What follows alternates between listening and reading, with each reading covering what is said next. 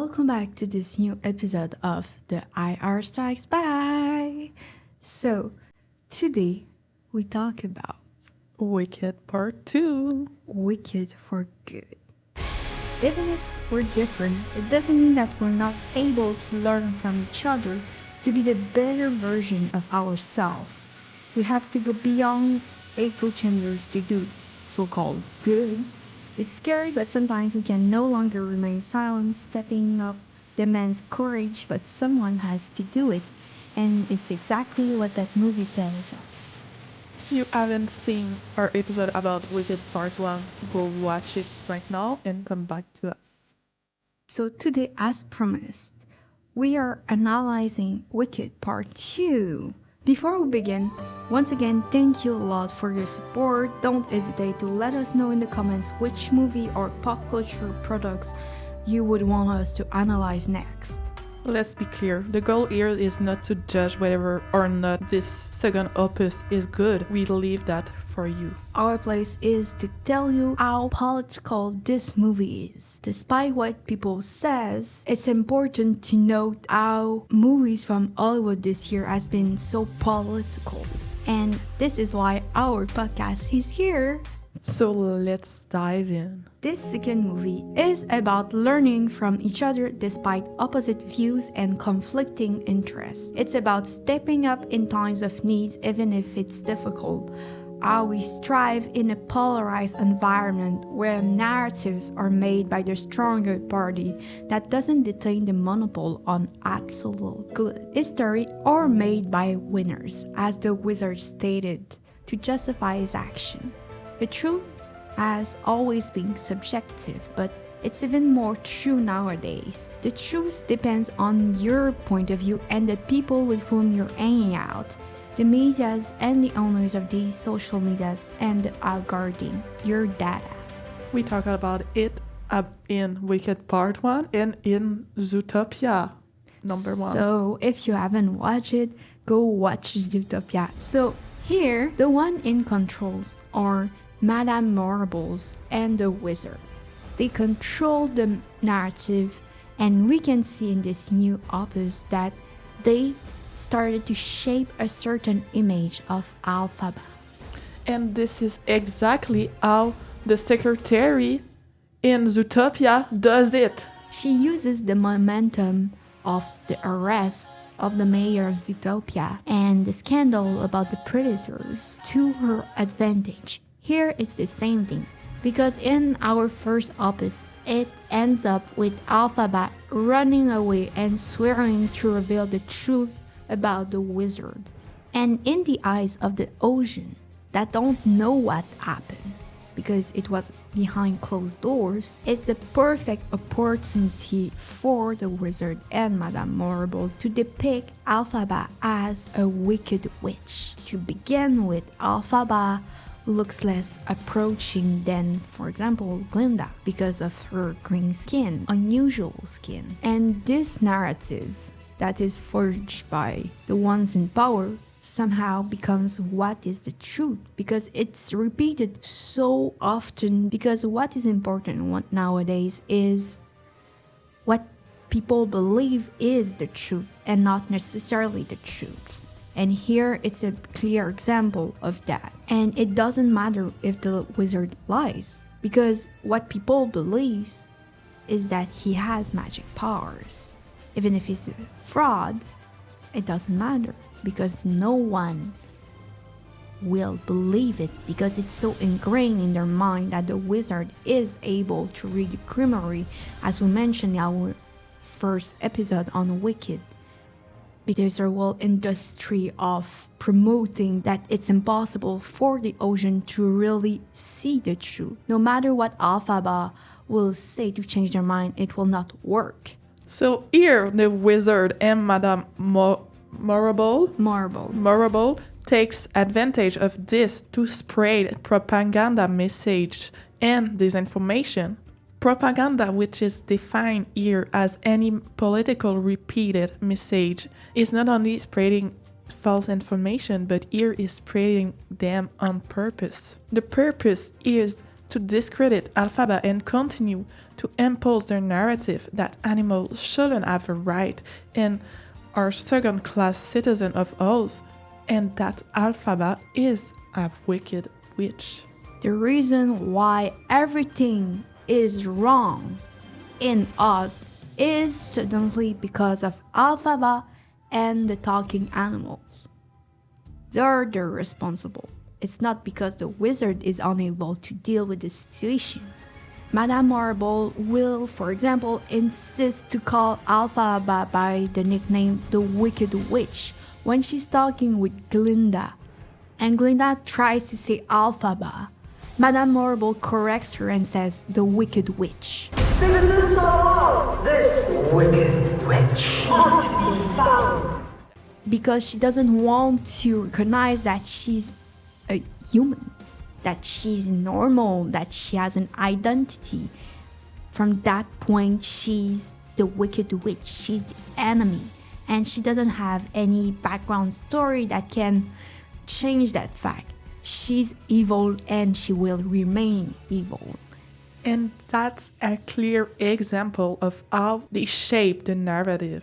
Another example is that she spread the information that the Wicked Witch is so evil and ugly that a bucket of water can melt her, to reinforce a dehumanization of Elphaba and invalidate any claim of her as to the fact that the wizard lies. And there's also the fact that Madame Marbles will go even further than that. We know that she's a weather witch. So when Elphaba tries to communicate to the ocean that the wizard lies, Madame Marble modifies the message in the cloud to make it be written Oz die instead of the wizard lies. This is a very visual manifestation of how people's words can be deformed by opponents in control of the main narratives due to power and money.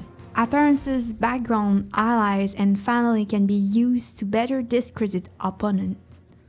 It's something that has often been used and weaponized against a political opponent. Misinformation is spread based on real facts that exaggerate what happened and adapt the truth to better suit a regime's needs or a political party's interests. Another example of propaganda and misinformation are the poster.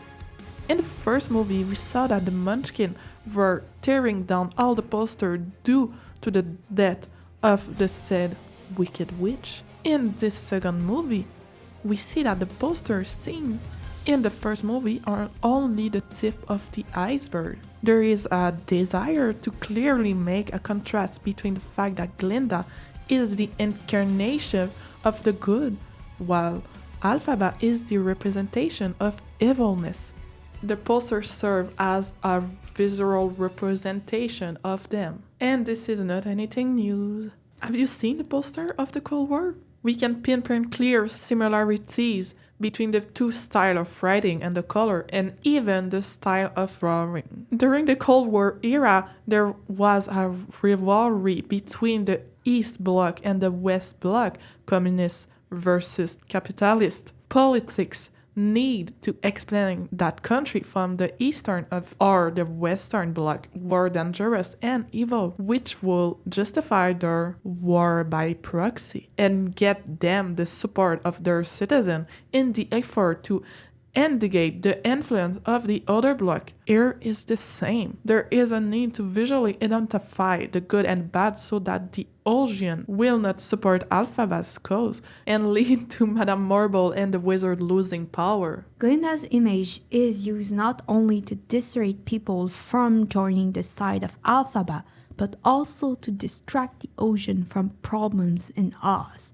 to make them dream and not demand the wizard to take responsibility on certain decisions. They focus on the fairy tale that is Glinda and Fiero's love story and the upcoming wedding, not on demanding accountability for Madame Marble's and the wizard's action. Glinda is used as the poster child of the regime, as athletes from either regime and blocks were used to bolster and represent their respective blocks' ideals. For example, dancers and athletes in China and Russia were treated better than ordinary citizens as are athletes from the West. Or when in the Queen's Gambit, a Christian association demands of Elizabeth Ormond, young genius chess player, to make a political statement which is pro-capitalist and Western Bloc, so US, in the USSR in exchange for the association to cover for her trip. She refused upon the instance of the association in the end, but that's the same thing. So, okay, hear us out. Yes, we probably ruined this movie for you.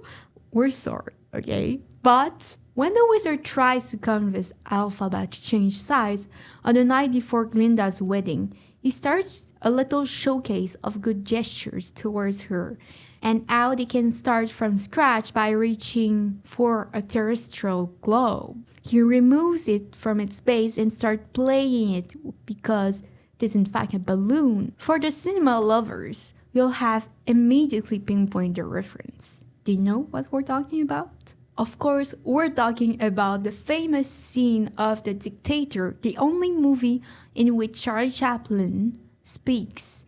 He plays at the same time Hitler and a Jew. At some point, his version of Hitler plays with a globe balloon, just like the wizards. Is it a coincidence? I don't believe so. As the actors and Mr. Chu said, nothing in Wicked is random. Especially since the next scene in which we see the wizard again is listening to a theme song that sounds like Charlie Chaplin's iconic song, A Kind Wicked.